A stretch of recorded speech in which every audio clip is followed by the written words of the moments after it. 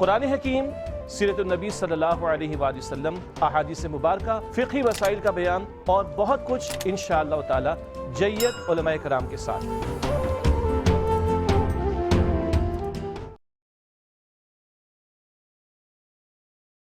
اللہ سبحانہ و تعالیٰ کے نام پاک سے آغاز، جو بڑا مہربان نہایت رحم فرمانے والا ہے، اور کروڑوں درود و سلام ہمارے اور آپ کے آقا حضرت احمد مجتبیٰ محمد مصطفیٰ صلی اللہ علیہ وآلہ وسلم پر کہ آپ کی خدمت اقدس میں ہدایہ درود پیش کرنا اہل ایمان کے لیے دنیا اور آخرت میں کامیابی، بھلائی، فلاح، نجات اور بلندی درجات کا ذریعہ ہے۔ اللہم صلی علی سیدنا و مولانا محمد وعلی آل سیدنا و مولانا محمد مبارک وسلم۔ ناظرین محترم، السلام علیکم ورحمۃ اللہ وبرکاتہ۔ میں ہوں آپ کا میزبان محمد رئیس احمد، اور پیش کیا جا رہا ہے پروگرام روشنی سب کے لیے۔ آپ جانتے ہیں کہ مختلف موضوعات کے ساتھ ہم آپ کی خدمت میں حاضر ہوتے ہیں۔ آج اصلاح قلب ہمارا موضوع ہے۔ ہم دنیاوی زندگی میں اگر دیکھیں تو ہر چیز کی ہم اصلاح کے لیے ہمہ وقت کوشاں نظر آتے ہیں، یعنی کہ ہمارا سوشل اسٹیٹس جیسا ہے اس سے بہتر ہو جائے، ہمارا لباس آج جیسا ہے اس سے بہتر ہو جائے، ہمارے تعلقات جتنے آج ہیں اس کا سرکل ہے مزید بہتر ہو جائے، اور بہت سی جہتوں میں انسان ہمہ وقت کوشاں نظر آتا ہے کہ بہتری ہوتی رہے، اصلاح ہوتی رہے۔ اگر غفلت کسی طرف سے نظر آتی ہے تو وہ قلب ہے، کہ دل کی اصلاح کیسے ممکن ہو اور کس طرح سے ہم اس طرف مائل ہوں۔ آج اصلاح قلب کے حوالے سے ہم بات کریں گے، بہت اہم موضوع ہے۔ اللہ والوں کو اللہ نے قلب سلیم عطا فرمایا، جس کے تحت ان کو اتنے مقامات اور درجے ملے کہ آج بھی ہم ان کے تذکرے نہایت ادب و احترام سے کرتے ہیں۔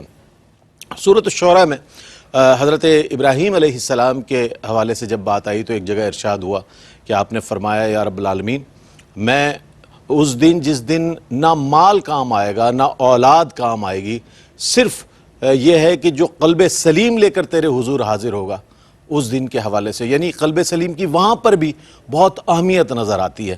ابو الانبیاء ہیں حضرت سیدنا ابراہیم علیہ السلام۔ تو اس حوالے سے آج ہمیں بطور مسلمان یہ سوچنے کی ضرورت ہے کہ آیا ہم جب دنیاوی امور میں تمام چیزوں کو فوکس کرتے ہیں تو کیا وجہ ہے کہ ہم قلب کی اصلاح کی طرف توجہ نہیں دیتے، جبکہ صوفیہ نے سب سے پہلے تزکیہ نفس اور تصفیہ قلب کے حوالے سے تعلیمات دی ہیں، اور یہی قرآن کا بھی پیغام ہے ہمارے لیے۔ اس حوالے سے انشاءاللہ بات کریں گے۔ بہت اہم موضوع ہے، اور ایسا نہیں ہے کہ کوئی عام سا موضوع اور عام انداز میں آپ سن کر بھلا دیں، اس کو سننا بھی ہے، سن کر خود پر امپلیمنٹ کرنا ہے، اور پھر اس کے انشاءاللہ اثرات اور ثمرات اپنی زندگی پر دیکھنے ہیں۔ آج ہمارے ساتھ موجود ہے ممتاز و معروف عالم دین علامہ مفتی ارشاد حسین سعیدی صاحب، بہت عرصے بعد آج ہمارے ساتھ موجود ہیں۔ بہت عمدہ کلام فرماتے ہیں ماشاءاللہ، بہت ہی وقی مطالعہ رکھنے والی شخصیت ہے۔ تشریف فرمائیں۔ السلام علیکم ورحمۃ اللہ۔ وعلیکم السلام ورحمۃ اللہ وبرکاتہ۔ اور میرے بائیں جانب ممتاز و معروف عالم دین علامہ مفتی محمد آصف صاحب تشریف رکھتے ہیں۔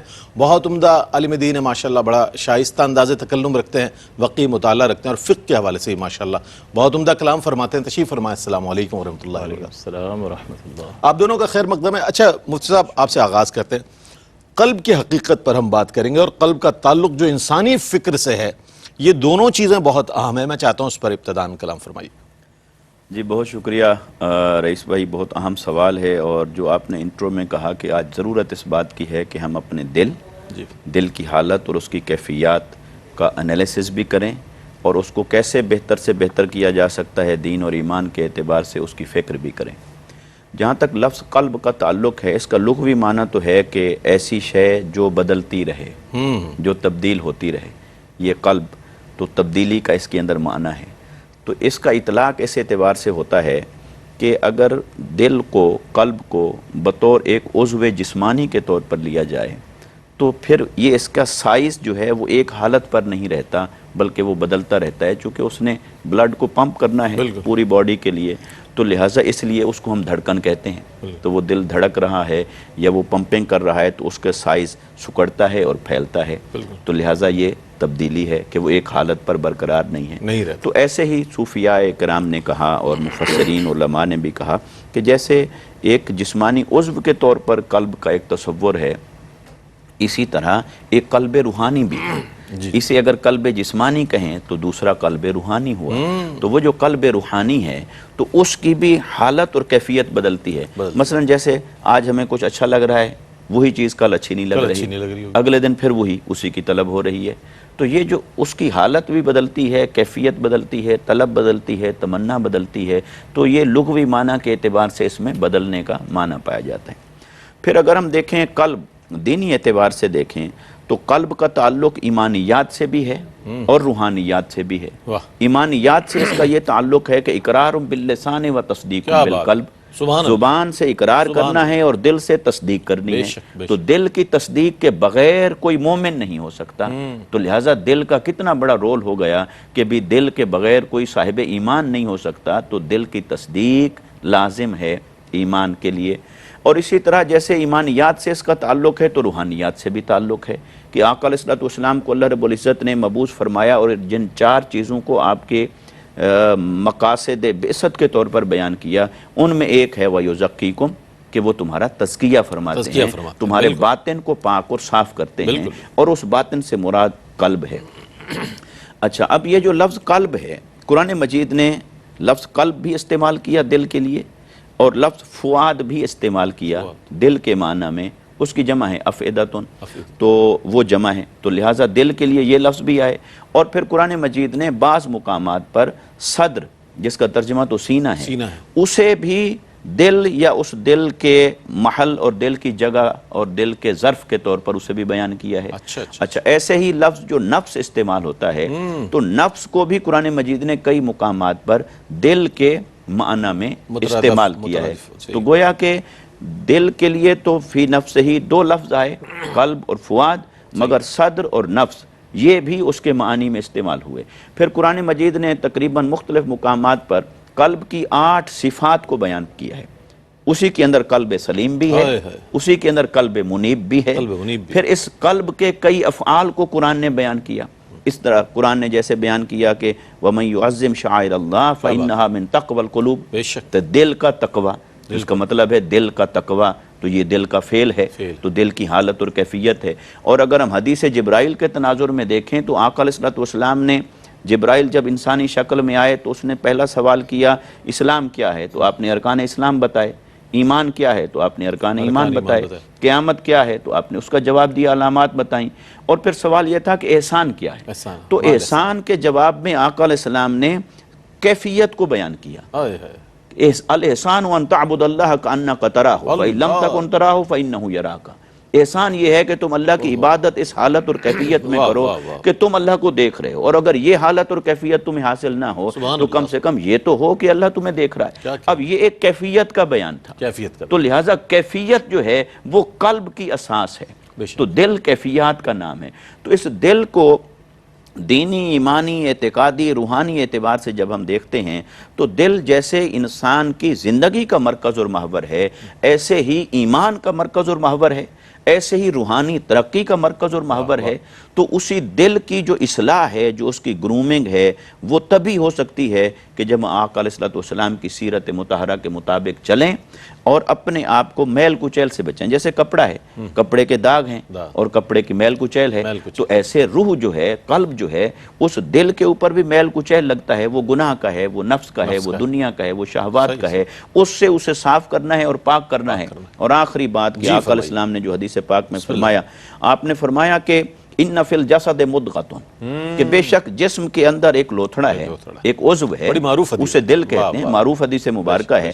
اور آقا علیہ السلام نے فرمایا اذا صلحت صلح الجسد کلہ، وہ ٹھیک ہو جائے تو پورا جسم کا نظام ٹھیک ہو جاتا ہے، اور اگر وہ فساد کا شکار ہو جائے تو پورا جسم فساد کا شکار ہو جاتا ہے۔ اور پھر فرمایا الا وہی القلب، خبردار وہ قلب ہی ہے۔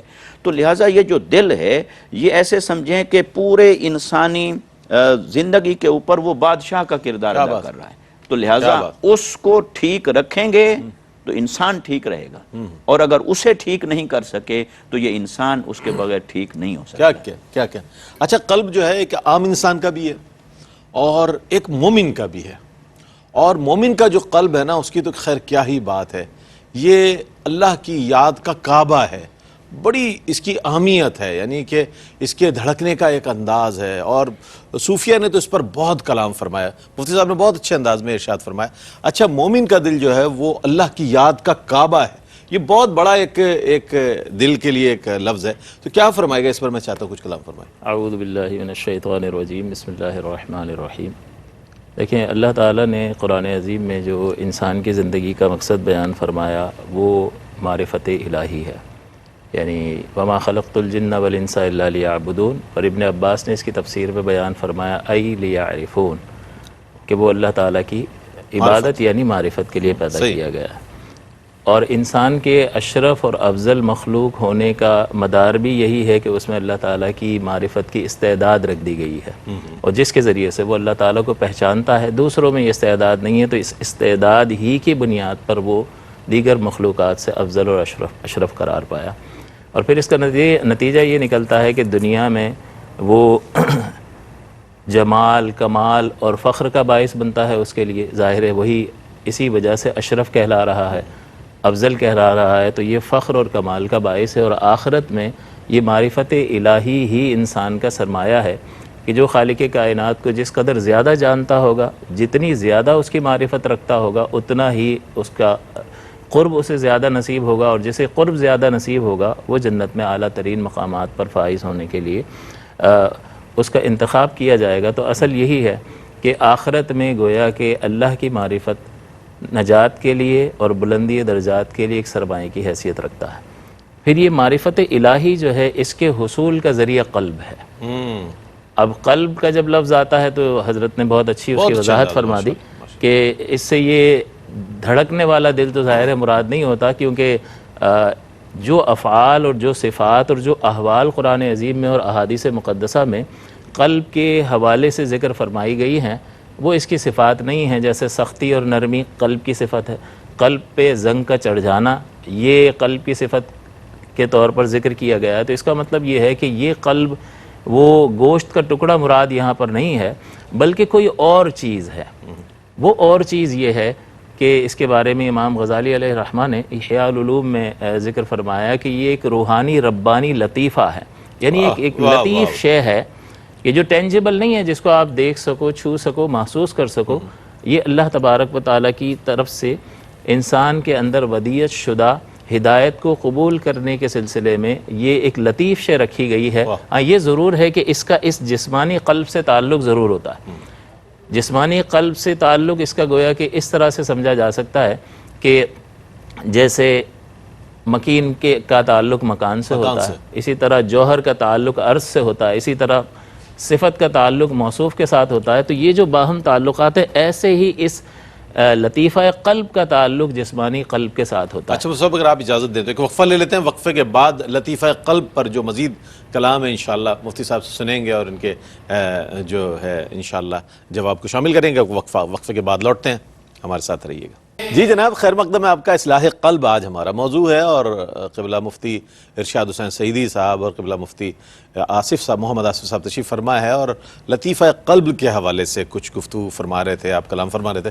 میں چاہوں کچھ ارشاد۔ جی میں یہ عرض کر رہا تھا کہ یہی قلب ہے کہ جو اللہ تبارک و تعالیٰ کی خطاب کا محل ہے، اسی پر عتاب ہے، اور اسی کا یہی جو ہے وہ احکام جو ہے اس کی طرف متوجہ کیے جاتے ہیں، اور یہی خالق کائنات کو پہچانتا ہے، یہی اللہ کا قرب حاصل کرتا ہے، یہی قلب اللہ تعالیٰ کے لیے عمل کرتا ہے اور اللہ تعالیٰ کی بارگاہ میں پارسائی حاصل کرتا ہے، اور نتیجتاً اللہ تعالیٰ اسی قلب پر اپنے انوار اور تجلیات کا نزول فرماتا ہے۔ کیا کہنے؟ اب مسئلہ یہ ہے کہ یہاں یہ سوال پیدا ہوتا ہے کہ دیگر اعضاء اور اعمال جو اعضائے جوارح ہیں اس سے اعمال کا صدور ہوتا ہے، لیکن بدیہی بات ہے کہ وہ تو ہاتھ پیر تو انسان کے اعضاء تو مخاطب نہیں ہو سکتے۔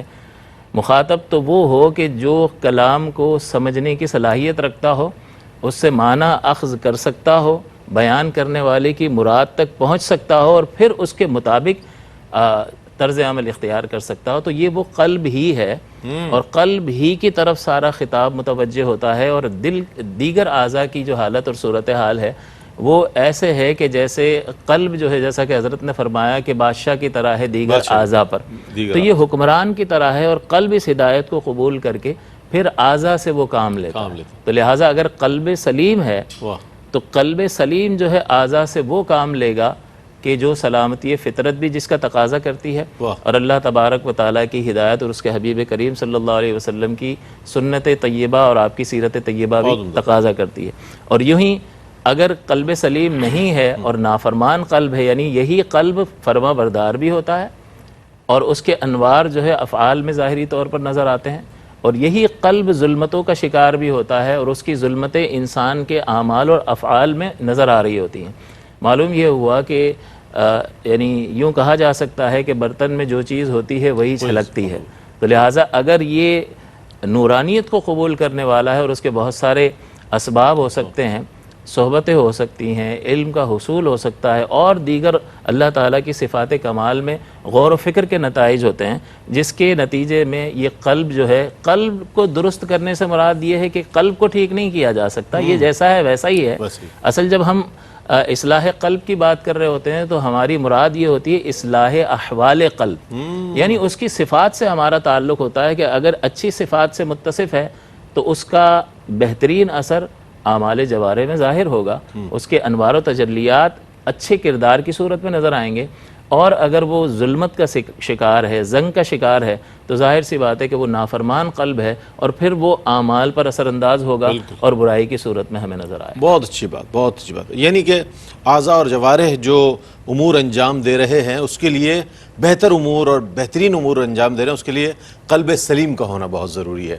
اچھا، ایک تو قلب سلیم کی اصطلاح ہے اور ایک اصطلاح ہے قلب منیب کی، اس سے کیا مراد ہے؟ قلب منیب سے ہم کیا مطلب لیں؟ ایک ہم تو نام کے طور پر کسی کا نام منیب ہے تو ہم چلیں جب نہ، قلب منیب سے یہاں کیا مراد ہے؟ منیب کا لفظ انابت سے ہے، انابت سے، اور یہ قرآن مجید نے ایک آیت مبارکہ میں لفظ استعمال فرمایا کہ واللہ یجتبی الیہ من یشاء ویہدی الیہ من ینیب، کہ اللہ تبارک و تعالیٰ کئیوں کو چن لیتا ہے ہدایت کے لیے، اور جو اس کی طرف رجوع کرے اس کو بھی ہدایت عطا فرماتا ہے۔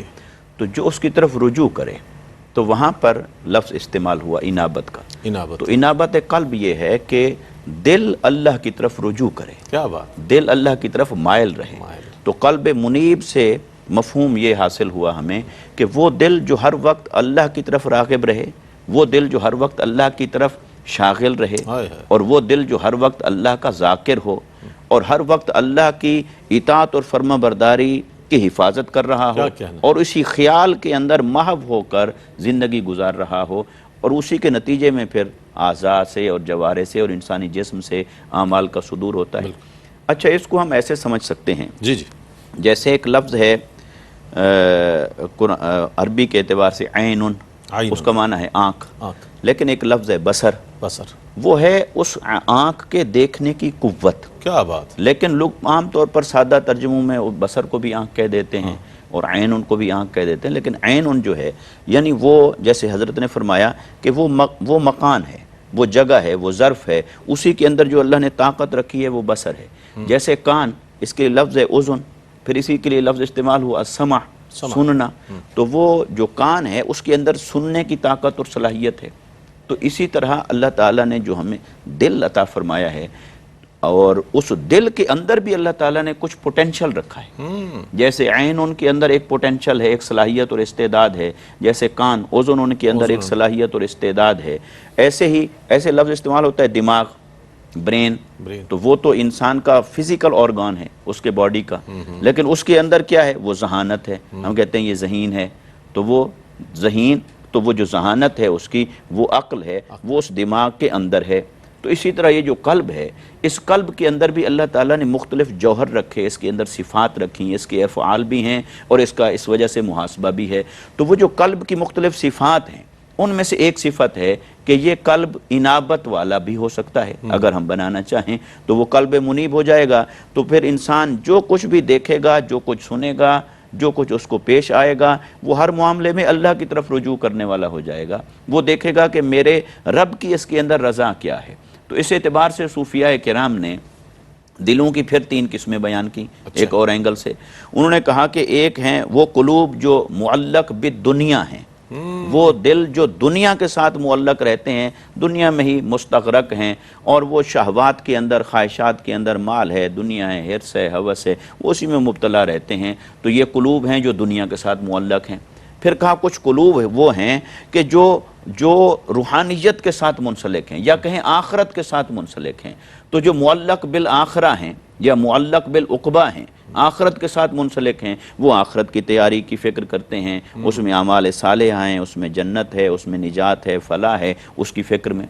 پھر تیسرا دل جو اللہ تعالیٰ کے مقرب بندوں میں سے جو اونچے درجے کے لوگ ہیں ان کا جو اس کا درجہ بیان کیا گیا ہے کہ وہ کیا ہے، وہ معلق بالمولا ہیں، وہ اللہ کے ساتھ جڑے رہتے ہیں، لہٰذا انہیں اپنے محبوب حقیقی کی محبت نے اپنی طرف راغب کر دیا ہے۔ تو وہ دل جو معلق بالمولا ہیں، جو اللہ ہی کے ساتھ جڑے ہوئے ہیں اور اللہ کی یاد کے ساتھ جڑے ہوئے ہیں، تو وہ قلب منیب ہوتے ہیں کہ وہ دل جنہوں نے ہر شے کو چھوڑ کر اللہ کی طرف رغبت اختیار کر لی اور اللہ ہی کے ہو کر رہ گئے، تو ان دلوں کو قلب منیب کہا جاتا ہے۔ اچھا، ہم یہ کہہ سکتے ہیں ضمناً ایک سوال آ گیا کہ قلب سلیم سے زیادہ بڑا درجہ قلب منیب کا ہے، کیا فرمائے گا؟ نہیں، درجہ بڑا قلب سلیم کا ہے، قلب سلیم کا، کیونکہ قلب منیب وہ ہے جو رجوع کرنے والا ہے، رجوع کرنے والا، لیکن قلب سلیم وہ ہے جو رجوع کر کے اس کی بارگاہ میں مقبول ہو چکا ہے، وہ اس منزل کو پا چکا ہے۔ تو لہٰذا قلب سلیم، اس لیے جو آپ نے کوٹ کیا تھا آیت مبارکہ میں،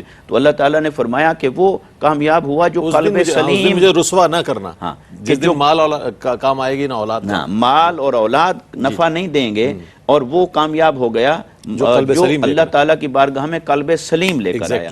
تو قلب رجوع، قلب منیب ایک ابتدائی درجہ ہے، اور قلب سلیم وہ ہے جس نے اپنی منزل کو پا لیا ہے، جو اس درجے پر پہنچ گیا ہے جس درجے پر قلب کو ہونا چاہیے، وہ اس کی ڈیسٹینیشن ہے، وہ قلب سلیم۔ کیا کہہ رہے ہیں؟ اچھا، ایک بہت ہی امپورٹنٹ سوال اس حوالے سے بہت سارے لوگ یقیناً ان کے ذہنوں میں یہ سوال دستک دے رہا ہوگا کہ آیا جب شریعت کا اطلاق ظاہر پر ہے، اور یہ سب کہتے ہیں شریعت کا اطلاق ظاہر پر ہے، تو یہ فرمائیے گا، ہم مفتی صاحب سے پوچھیں گے کہ باطن کی پھر اصلاح کیوں ضروری ہے؟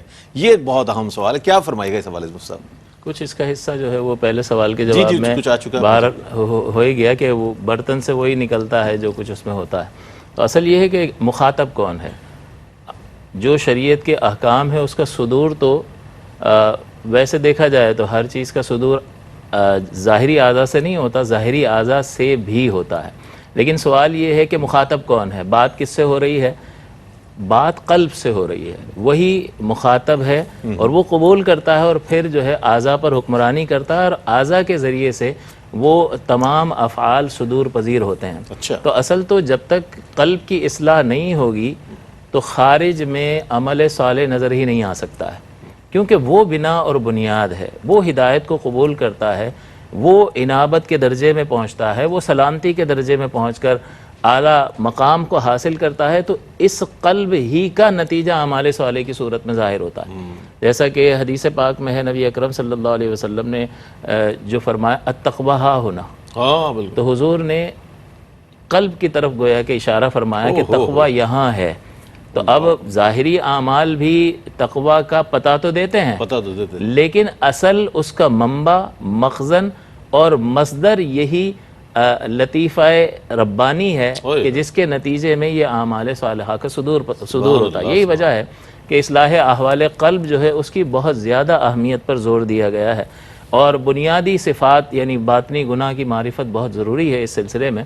لیکن اس میں دو تقسیمیں کی ہیں کہ فرائض قلبیہ کو بھی جانے اور اس کو بجا لائے، کیونکہ فرض کا ترک حرام ہوتا ہے، لہٰذا عاجزی اور انکساری فرائض قلبیہ میں سے ہے، اور یہ باطنی صفت ہے۔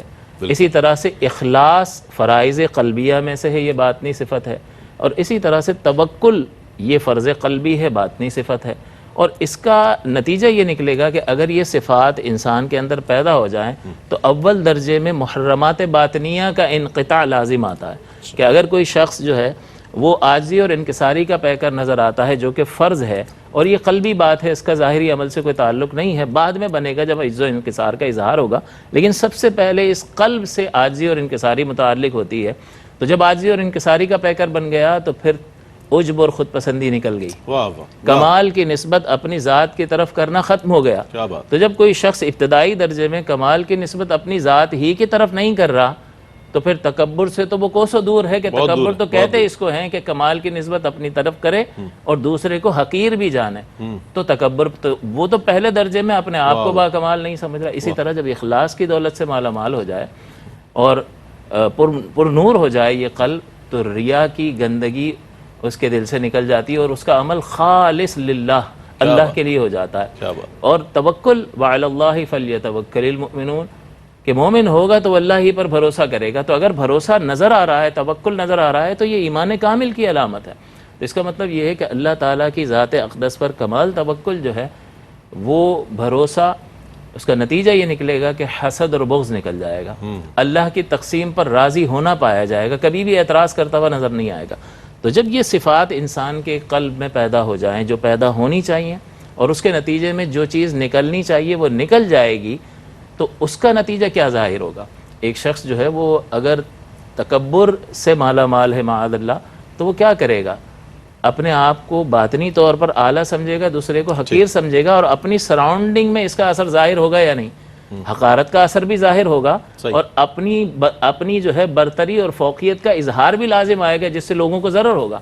اور اگر یہی شخص اس کی سوچ بدل جائے، قلب میں تبدیلی پیدا ہو جائے اور عاجزی اور انکساری کا پیکر بن جائے، تو اگلے درجے میں اس کے اعمال جوارح سے لوگوں کی عزت ظاہر ہونا شروع ہو جائے گی، اور سراؤنڈنگ میں جو لوگ ہیں وہ اس کے ضرر سے نہ صرف محفوظ ہو جائیں گے بلکہ ان کی عزت اور وقار میں اضافہ ہو جائے گا۔ تو اس کا مطلب یہ ہوا کہ اگر جب تک ہم باطنی احوال کی اصلاح نہیں کر لیتے تو ظاہری اعمال جو ہے اگر کچھ نظر بھی آتے ہیں تو وہ کھوکھلے ہیں اور وہ تباہی کے گویا کے دہانے پر کھڑے ہیں۔ بس آخری بات نبی اکرم صلی اللہ علیہ وسلم نے اسی کی طرف توجہ دلائی، آپ نے فرمایا کہ حسد نیکیوں کو اس طرح کھا جاتا ہے جس طرح آگ لکڑی کو۔ اب اس کا مطلب یہ ہوا کہ حسد تو باطنی برائی کو کہتے ہیں، یہ تو قلبی بیماری ہے، تو یہ ظاہری عمل کو کھا رہی ہے اور ایسا تباہ کر رہی ہے کہ جیسے آگ راکھ یعنی لکڑی کو راکھ کر دیتی ہے اور پھر وہ کسی قابل نہیں رہتی۔ تو اس کا مطلب یہ ہوا کہ یہ باطنی بگاڑ جو ہے ظاہراً کچھ نظر آنے والے اچھے اعمال جس پہ انسان تکیہ کیے ہوئے ہوتا ہے، بھروسہ کیے ہوئے ہوتا ہے، اس کی تباہی کا بھی باعث بنتے ہیں۔ تو خلاصہ کلام یہ ہے کہ جب تک باطن کا علاج نہیں ہوگا، جب تک یہ قلب جو ہے اچھی صفات سے متصف نہیں ہوگا، محال ہے کہ خارج میں اچھے اعمال کا صدور ہو سکے۔ بہت اچھی بات۔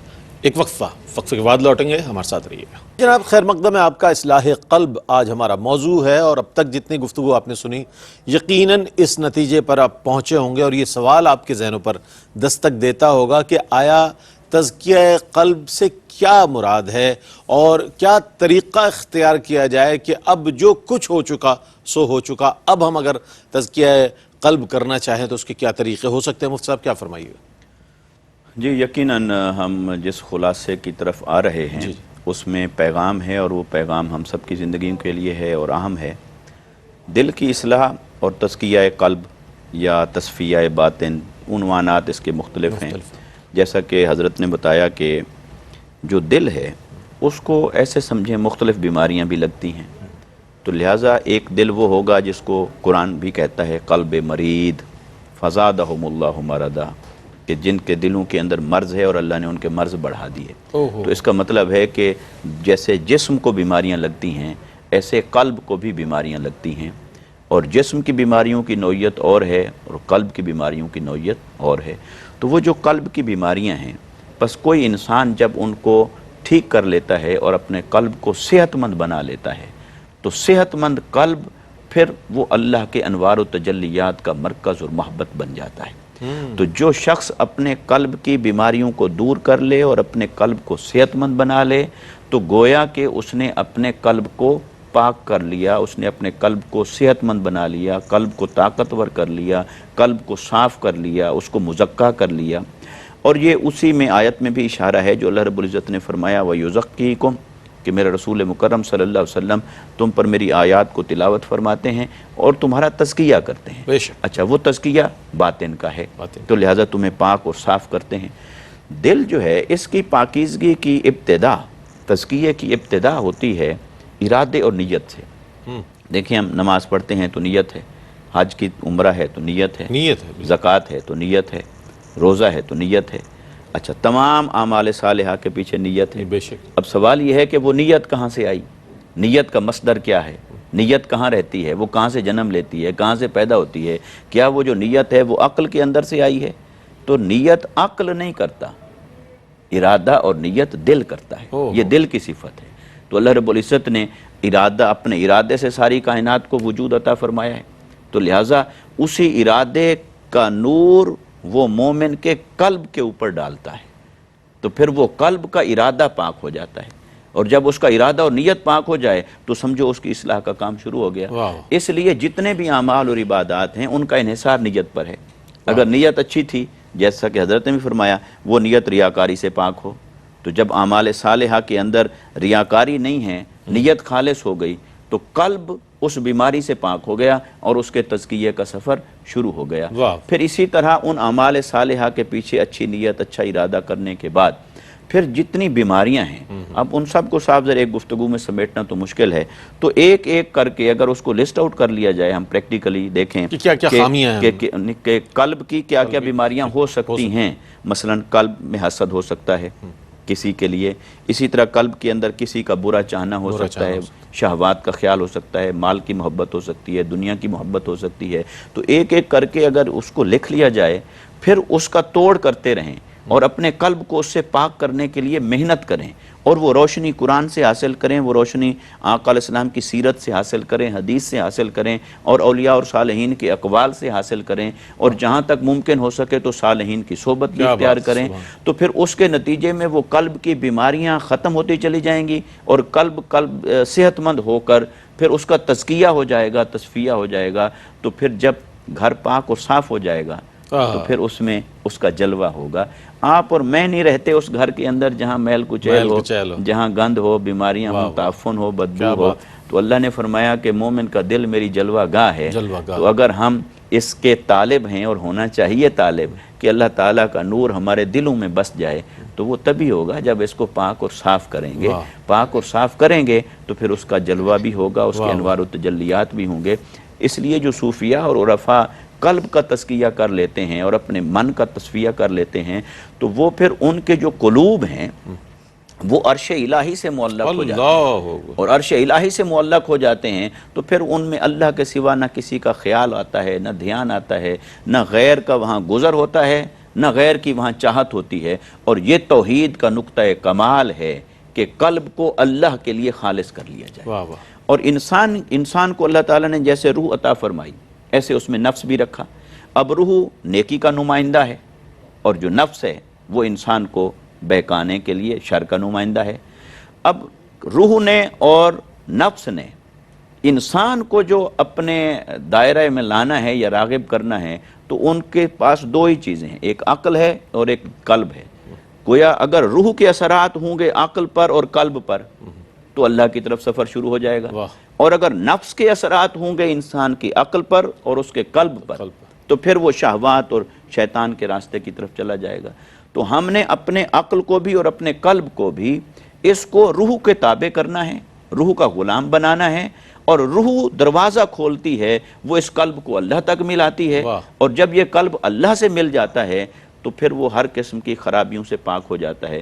یا خرابیوں سے پاک کر لیں اور پھر اس کو بسا لیں، یا اس کو بسا لیں اور اس کے عشق کی آگ ہر خرابی کو خس و خاشاک کی طرح بہا دیں. سبحان اللہ، سبحان اللہ، واہ واہ. الا بذکر اللہ تطمئن القلوب، یہ واضح ایک آیہ مبارکہ ہے. تو یہ تو ایک ہمارے لیے سمجھ لائن آف ڈائریکشن ہے کہ کس طرح ہمارے قلوب کو جو ہے اطمینان مل سکتا ہے. ایک بے چینی اور ایک فرسٹریشن جو ہماری زندگی میں نظر آ رہی ہے، دل کی خواہشات ہے، دل یہ چاہ رہا ہے ایسے کر لیں، دل چاہ رہا ہے اس طرح کر لیں، یہ ساری چیزیں ہیں. لیکن کیا ہے کہ یہ جو آج گفتگو ہوئی ہے، اس سے آپ محسوس کیجئے گا کہاں کہاں ہم غلطیاں کر رہے ہیں. پیغام کیا دیجیے گا مفتی صاحب؟ آج کا موضوع ہم اکثر یہ سنتے ہیں اور کہا جاتا ہے اصلاح اعمال، اصلاح اعمال. یہ موضوع بہت اصلاح قلب پر بات کرنا، یہ صوفیہ کا ایک وہ رہا ہے، طریق رہا ہے کہ انہوں نے اس حوالے سے بات کی ہے. کیا فرمائے گا؟ دیکھیں، اس کے لیے سب سے پہلی چیز تو صحبت ہے کہ صحبت اچھی میسر آئے تو ہمیں کسی چیز کی اہمیت کا احساس ہو. انسان کسی شے کی طرف قدم اس ہی وقت بڑھاتا ہے کہ جب اس شے کی اہمیت کسی بھی درجے میں اس کے سامنے ظاہر ہو جائے، چاہے فوائد مہیا کرنے کی صورت میں ہو یا کسی نقصان سے اس کو بچا سکتی ہے. تو جب تک یہ چیزیں واضح نہیں ہوں گی تب تک اس طرف قدم نہیں اٹھے گا یا رغبت دل میں پیدا نہیں ہو سکتی ہے. تو یہ کیسے ہوگا کہ جب تک ہم اس ماحول سے وابستہ ہی نہ ہوں، چاہے وہ کتابوں کے ذریعے ہوں، اللہ کے کلام سے تعلق کی بنیاد پر، حضور کی سیرت کے ذریعے ہو، یا صالحین کی صحبت کے ذریعے سے ہم اس باعث کو پیدا کریں، تب کہیں جا کر جو ہے انسان اس طرف بڑھ سکتا ہے کہ بھئی قلب کی اصلاح بھی کوئی چیز ہے، اور حقیقتاً مدار کار وہی ہے نجات کا، اور اس کے نتیجے میں ہی انسان جو ہے درجہ کمال پر پہنچ سکتا ہے. اور اللہ تعالیٰ کا قرب خاص حاصل کر سکتا ہے. تو یہ ساری انفارمیشن جو ہے اس کو صحبت کی بنیاد پر ملے گی. جب باعث پیدا کریں گے کسی شے کی اہمیت پیدا ہوگی تو قدم اس جانب اٹھے گا. وہ صاحب کیا پیغام دیجیے گا؟ میں چاہتا ہوں ون لائنر کچھ آج کے موضوع کا. جی دیکھیے، آج کے موضوع کا پیغام یہی بنتا ہے کہ آئیے صرف اپنے جسموں کو ہی نہ سنوارتے رہیے، واہ واہ واہ، اپنے باطن کی صفائی اور اس کا تزکیہ اور اس کو سنوارنے کی فکر بھی ہم کریں.